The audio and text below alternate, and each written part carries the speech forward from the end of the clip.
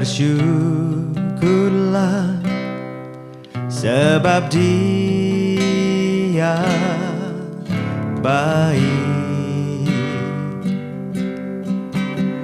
Kasih-Nya pada kita tulus dan setia.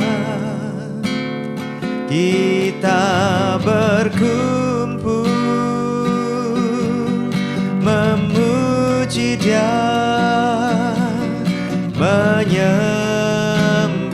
Dia.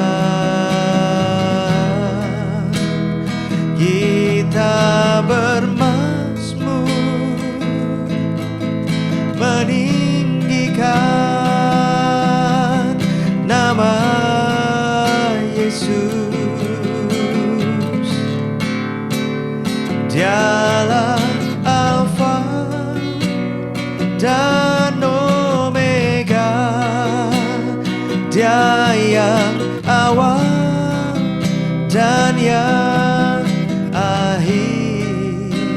Dia layak terima puji, hormat, syukur.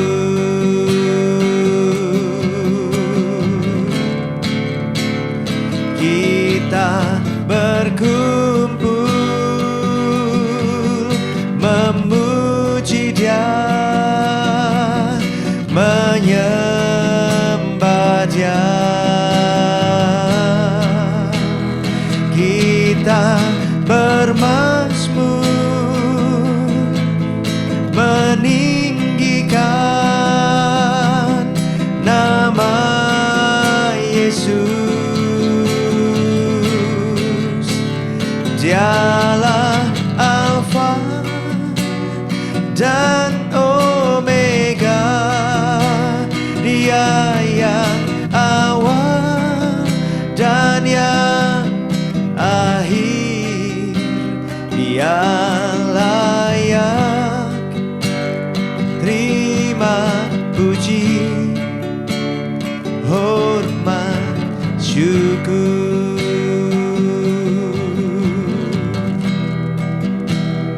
Dia layak terima puji, hormat, syukur. Amin. Suatu hari saya bertemu dengan seseorang yang diajak kerjasama oleh orang lain. Lalu di awal dia mengeluarkan uang sekian ratus ribu rupiah. Ketika ngobrol, saya sadar bahwa kayaknya sih dia ini mungkin ditipu begitu kan.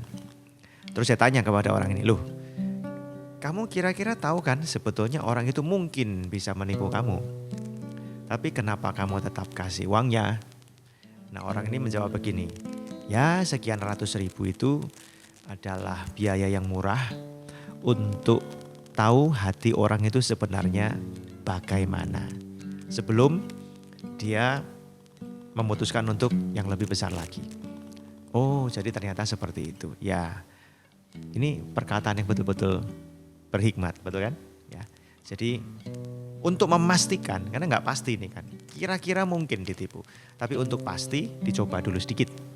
Ya, nah manusia ini kalau menginginkan kemurnian, misalnya kemurnian perak atau emas itu dilebur. Seperti Amsal pasal 17 ayat 3. Kui adalah untuk melebur perak dan perapian untuk melebur emas. Tetapi Tuhanlah yang menguji hati. Ya, perak dan emas itu akan jauh lebih berharga setelah dimurnikan. Ya, manusia pengen memurnikannya. Demikian pula kita senang kan bekerja sama dengan orang yang hatinya murni, niatnya murni gitu kan. Tidak punya niat mencelakai kita. Banyak orang yang bermulut manis, ya overclaim, ya branding dirinya atau apapun seakan-akan itu hebat dan bagus sekali. Klaim yang berlebihan. Kenyataannya ternyata nggak seperti itu. Kenapa orang begitu? Ya karena mereka ingin mendapat sesuatu, mau menggigit kira-kira begitu kan, ya kan?